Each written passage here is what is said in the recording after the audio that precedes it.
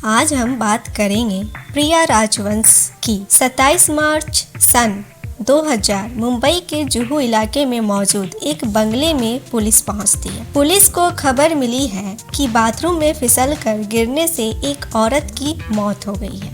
Police इसे एक accidental death कहकर लाश को पोस्टमार्टम के लिए भेज देती है। पुलिस भी लगभग मान चुकी होती है कि इस बाथरूम में फिसलकर गिरने से ही इनकी मौत हुई है, मगर जब पोस्टमार्टम रिपोर्ट आती है तो खुलासा होता है कि इस औरत की मौत फिसलकर नहीं हुई थी, बल्कि इसे कत्ल किया गया था। पहले इस औरत के सिर पर किसी भारी चीज से एक तेज प्रहार किया गया और फिर गला घोंटकर इसे जान से मार डाला गया। जिस औरत की हत्या हुई थी वह कोई मामूली औरत नहीं थी, वह थी हकीकत, हंसते जख्म और हीर रांझा जैसी सुपरहिट फिल्मों की हीरोइन प्रिया राजवंश। तो आखिरकार ये हत्या क्यों हुई, किसने करवाई? आइए पहले जान लेते हैं प्रिया राजवंश का शुरुआती जीवन। 31 दिसंबर 1936 को पंजाब के झेलम में तैनात फॉरेस्ट ऑफिसर सुंदर सिंह के घर एक बेटी का जन्म हुआ। नाम रखा गया वीरा सुंदर सिंह। वीरा के जन्म के कुछ वक्त बाद सुंदर सिंह का तबादला शिमला में हो गया, लिहाजा वह अपने परिवार को लेकर शिमला आ गए। वीरा और उनके दोनों भाइयों कमलजीत और पद्मजीत का बचपन शिमला में ही गुजरा। शिमला से ही वीरा की स्कूलिंग हुई और शिमला से ही वीरा ने कॉलेज की पढ़ाई भी पूरी की। कॉलेज के दिनों से ही वीरा को नाटकों में काम करने का शौक लग गया था और वह अंग्रेजी नाटकों में खूब हिस्सा लेती थी। एक दफा एक नाटक के चलते ही वीरा को चंडीगढ़ जाना पड़ा था। वह नाटक देखने देवानंद की भाभी यानी चेतन आनंद की पत्नी उमा आनंद भी आई हुई थी। उमा आनंद खुद भी किसी जमाने में एक्ट्रेस थी। चेतन आनंद की पहली फिल्म नीचा नगर में उमानंद ने माया का कैरेक्टर प्ले किया था। एक्टिंग के अलावा उमा आनंद कहानी लेखन भी करती थी। देवानंद की फिल्म टैक्सी ड्राइवर की कहानी उमा आनंद ने अपने देवर विजय आनंद के साथ मिलकर लिखी थी। चंडीगढ़ में हुए उस नाटक में उमा आनंद को वीरा की एक्टिंग बहुत पसंद आई थी। नाटक खत्म होने के बाद उमा आनंद ने वीरा को अपने पति चेतन आनंद का कार्ड दिया और उनसे मुंबई आकर चेतन साहब से मिलने को कहा। उस वक्त उमा आनंद को कहाँ पता था कि यही लड़की एक दिन उनके पति की महबूबा भी बनेगी। खैर, उमा आनंद के बुलावे पर वीरा चेतन आनंद से मिलने मुंबई जाती, उससे पहले ही उनके पिता सुंदर सिंह का तबादला लंदन में हो गया, इसलिए उस वक्त वीरा चेतन आनंद से ना मिल सकी। वह अपने परिवार के साथ लंदन चली गई। लंदन जाकर वीरा ने royal academy of dramatic arts यानी राडा में दाखिला ले लिया। राडा से एक्टिंग का कोर्स कंप्लीट करने वाली वीरा पहली एशियाई महिला बन गई। लंदन में भी वीरा ने थिएटर करना जारी रखा। वह अंग्रेजी नाटकों में खूब एक्टिंग करती थी। लंदन में ही एक लोकल फोटोग्राफर ने वीरा की कुछ तस्वीरें खींची और एक मैगजीन में पब्लिश करा दी। उन तस्वीरों के जरिए ही वीरा पर नजर पड़ी ठाकुर रणवीर सिंह की। ठाकुर रणवीर सिंह भारतीय मूल के एक ब्रिटिश फिल्म मेकर थे और ये वही ठाकुर रणवीर सिंह थे जो बॉलीवुड फिल्मों के नामी विलेन गोपाल बेदी यानी कि उर्फ रंजीत को भी फिल्म इंडस्ट्री में लाए थे। ठाकुर रणवीर सिंह ने वीरा को द लॉन्ग ड्यूल नाम की एक अंग्रेजी फिल्म में कास्ट कर लिया। हालांकि वह फिल्म कभी पूरी नहीं हो पाई। फिर ठाकुर रणवीर सिंह की सलाह पर ही वीरा ने अपनी वही तस्वीरें भारत में चेतन आनंद के पास भेज दी, जो उन दिनों हीर रांझा फिल्म के लिए एक नए चेहरे की तलाश कर रहे थे। वीरा की तस्वीरें देखते ही चेतन आनंद ने तय कर लिया कि यही लड़की उनकी फिल्म में हीर बनेगी। चेतन आनंद ने वीरा को संदेश भिजवाया कि तुरंत बॉम्बे आ जाओ। वीरा भी फौरन लंदन से बॉम्बे आ गई। वीरा से मिलकर चेतन आनंद बहुत खुश हुए। इत्तेफाक से उस वक्त तक हीर रांझा की शूटिंग वह टाल चुके थे और हकीकत की मेकिंग की तैयारियों में जुट गए थे। उन्होंने वीरा को हकीकत फिल्म में कास्ट कर लिया और उनका नाम वीरा से बदलकर प्रिया राजवंश कर दिया। हकीकत फिल्म की शूटिंग के दौरान ही चेतन आनंद और उनकी पत्नी उमा आनंद के रिश्ते बिगड़ गए। दो बेटों केतन और विवेक के होने के बावजूद चेतन आनंद और उमा आनंद अलग हो गए। हालांकि उनका तलाक कभी नहीं हुआ था। उमा आनंद से अलग होने के बाद चेतन आनंद ने वीरा, जो अब प्रिया राजवंश बन चुकी थी, उनके साथ हीर रांझा की शूटिंग शुरू कर दी और हीर रांझा की शूटिंग के दौरान ही चेतन आनंद और प्रिया राजवंश एक दूसरे के करीब आ गए। यूं तो इन दोनों की उम्र में 16 साल का फर्क था, लेकिन इस फर्क की उन्होंने जरा भी परवाह नहीं की और वह दोनों लिव इन में आ गए। साल 1970 में हीर रांझा जब रिलीज हुई तो इस फिल्म ने बॉक्स ऑफिस पर जबरदस्त प्रदर्शन किया।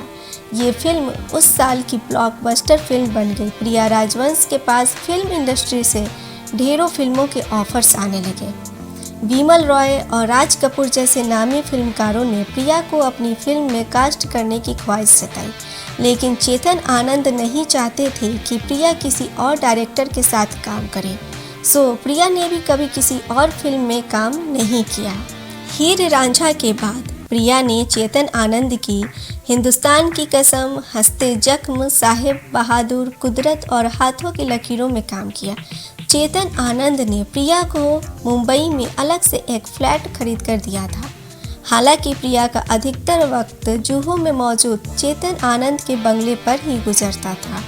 वह बंगले का पूरा ध्यान रखती थी। बंगले पर शाम के वक्त अक्सर जमने वाली महफिलों का ख्याल भी प्रिया ही रखती थी। प्रिया और चेतन आनंद को देखने वाले यही कहते थे कि इन दोनों की जोड़ी कितनी अच्छी है। प्रिया राजवंश जिंदगी शानदार चल रही थी कि अचानक 6 जुलाई 1997 को 76 साल की उम्र में चेतन आनंद की मृत्यु हो गई और इसी के साथ प्रिया राजवंश की जिंदगी का सुकून भी हमेशा हमेशा के लिए खत्म हो गया।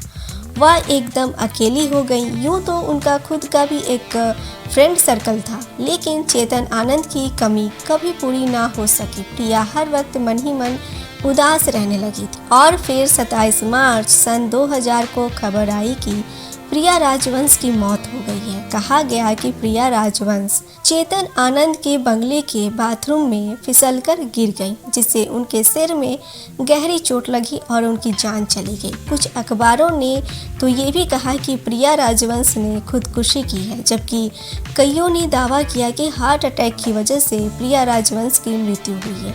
कुछ ने तो यहाँ तक अंदेशा जताया कि प्रिया राजवंश ने बहुत ज़्यादा शराब पी रखी थी, इसलिए वह खुद को संभाल नहीं पाई और बाथरूम में फिसल कर गिरने से अपनी जान गंवा दी। बहरहाल पुलिस ने भी अपनी शुरुआती रिपोर्ट में यही लिखा कि बाथरूम में फिसल कर गिरने से प्रिया राजवंश की मौत हो गई। पुलिस ने लाश को पोस्टमार्टम के लिए भेज दिया, मगर जब पोस्टमार्टम रिपोर्ट आई तो पुलिस दंग रह गई। प्रिया राजवंश किसी हादसे का शिकार होकर नहीं मरी थी, उनकी हत्या की गई थी। जिस वक्त प्रिया की लाश मिली थी उस वक्त उनके गले पर कुछ निशान भी थे, लेकिन तब माना गया था कि ये निशान प्रिया राजवंश की ज्वेलरी की वजह से आए होंगे। मगर पोस्टमार्टम रिपोर्ट में खुलासा हुआ कि प्रिया का गला जोर से दबाया गया था। पोस्टमार्टम रिपोर्ट आने के बाद पुलिस ने प्रिया की नौकरानी माला चौधरी को हिरासत में ले लिया। माला से पूछताछ के दौरान पुलिस ने कुछ ऐसे तीखे सवाल किए कि वह टूट गई। उसने मान लिया कि उसने अशोक चिन्नास्वामी के साथ मिलकर पहले प्रिया के सर पर जोर से वार किया और फिर अपने दुपट्टे से उसका गला घोंट दिया। माला ने यह भी बताया कि प्रिया जान बचाने के लिए बहुत छटपटाई थी, लेकिन उन दोनों की ताकत के सामने लगभग बूढ़ी हो चुकी प्रिया राजवंश कुछ ना कर सकी और बड़ी बेदर्दी से प्रिया राजवंश की सांसों ने उनका साथ छोड़ दिया। प्रिया को मारने के बाद उनकी नौकरानी माला चौधरी ने घटना का कुछ ऐसा रंग देने की कोशिश की कि सबको लगे कि प्रिया की मौत बाथरूम में फिसलने की वजह से हुई है। माला ने सोचा था कि अगर प्रिया की मौत को लूटपाट की घटना दिखाया जाएगा तो मामला पुलिसिया जांच तक पहुंच जाएगा, लेकिन अगर बाथरूम में फिसलने की बात सामने रखी जाएगी तो शायद पुलिस की नौबत भी ना आए। मगर महारानी संयुक्ता कुमारी की वजह से पुलिस तक प्रिया राजवंश की मौत की बात पहुंच ही गई। दरअसल जिस दिन प्रिया राजवंश की हत्या हुई थी उस दिन उन्हें महारानी संयुक्ता के घर जाना था। महारानी संयुक्ता का बंगला चेतन आनंद के बंगले के पास ही था और चेतन आनंद की मौत के बाद से प्रिया का अधिकतर वक्त उस बंगले में ही गुजरता था। यानी प्रिया राजवंश महारानी संयुक्ता की पड़ोसी थी और अच्छी दोस्त भी थी। महारानी संयुक्ता जानती थी कि प्रिया राजवंश वक्त की बहुत पाबंद है, इसलिए उस दिन जब प्रिया राजवंश तय वक्त पर उनके घर नहीं आई तो उन्होंने अपने चौकीदार को प्रिया राजवंश से मिलकर उनके आने में हो रही देरी का पता लगाकर आने को कहा। चौकीदार जब प्रिया के घर पहुंचा तो नौकरानी माला चौधरी ने उसे कहा कि वह तैयार हो रही हैं, थोड़ी देर में पहुंच जाएगी। मगर काफ़ी वक्त बाद भी जब प्रिया महारानी संयुक्ता के घर पहुंची ही नहीं तो उन्होंने एक बार फिर से अपने चौकीदार को प्रिया राजवंश से मिलने को भेजा। उस वक्त माला चौधरी ने चौकीदार को बताया कि प्रिया बेहोश हो गई हैं। चौकीदार ने जल्दी से ये खबर महारानी संयुक्ता को दी। ये बातें सुनते ही महारानी संयुक्ता और उनके परिवार के कुछ लोग प्रिया राजवंश को देखने दौड़ पड़े। महारानी संयुक्ता ने जाते ही प्रिया के हाथ पैर रगड़ने शुरू कर दिए, लेकिन उस वक्त तक प्रिया के प्राण पखेरु हो चुके थे। तब महारानी संयुक्ता ने ही पुलिस को इस हादसे की खबर दी, जिससे माला चौधरी की पूरी योजना धरी की धरी रह गई। शुरुआती पूछताछ में माला ने पुलिस को बताया था कि प्रिया ने उसे दूध लेने को भेजा था। वह लौट कर आई तो उसने देखा कि प्रिया बाथरूम में बेहोश पड़ी है। उस वक्त पुलिस ने जब बंगले की तलाशी ली थी तो 2-3 लाख रुपए नकद और प्रिया की काफ़ी ज्वेलरी घर में सलामत मिली थी। यानी तब पुलिस भी मान चुकी थी कि माला चौधरी ने किसी गलत इरादे से प्रिया के साथ कोई घटना नहीं की है। मगर जब पोस्टमार्टम रिपोर्ट आई तो पुलिस की जांच माला से ही शुरू हुई। शुरुआती बहानेबाजी के बाद माला का हौसला टूटा और उसने प्रिया की हत्या की बात कबूल कर ली। माला ने पुलिस को बताया चेतन आनंद के बेटों केतन आनंद और विवेक आनंद के कहने पर अशोक चिन्नास्वामी, जो कि केतन आनंद का नौकर था, उसके साथ मिलकर प्रिया की हत्या कर दी और केतन आनंद ने इस काम के बदले माला चौधरी को मोटी रकम इनाम के तौर पर देने को कहा था। माला के इकबालिया बयान के बूते पुलिस ने चेतन आनंद के दोनों बेटों केतन आनंद और विवेक आनंद और हत्या में शामिल उनके नौकर अशोक चिन्नास्वामी को गिरफ्तार कर लिया।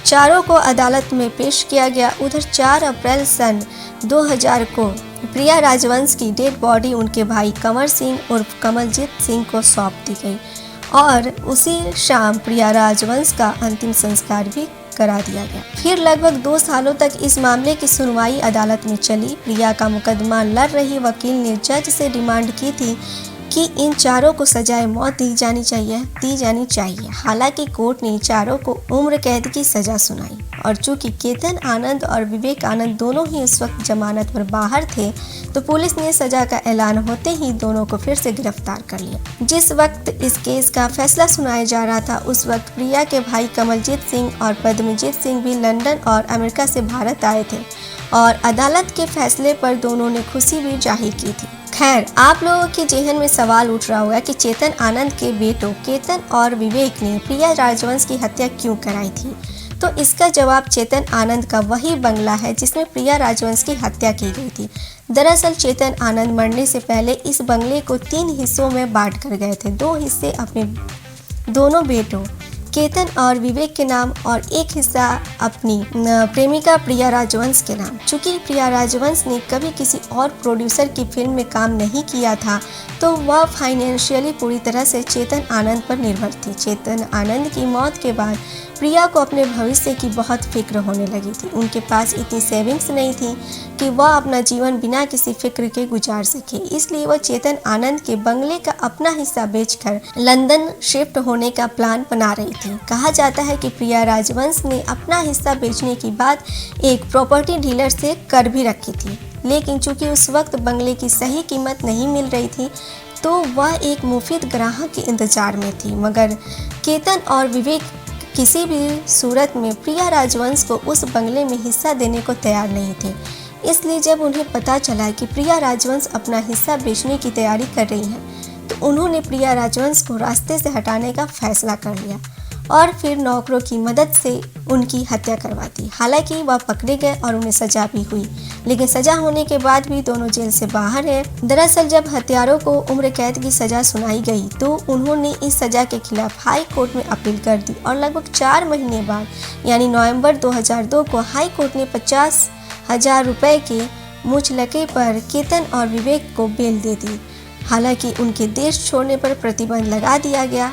इस मामले की सुनवाई अभी तक पूरी नहीं हुई है और ये दोनों ही जेल से अभी बाहर हैं। तो ये थी प्रिया राजवंश की बायोग्राफी। जाते जाते मेरे चैनल को लाइक शेयर सब्सक्राइब अवश्य करें।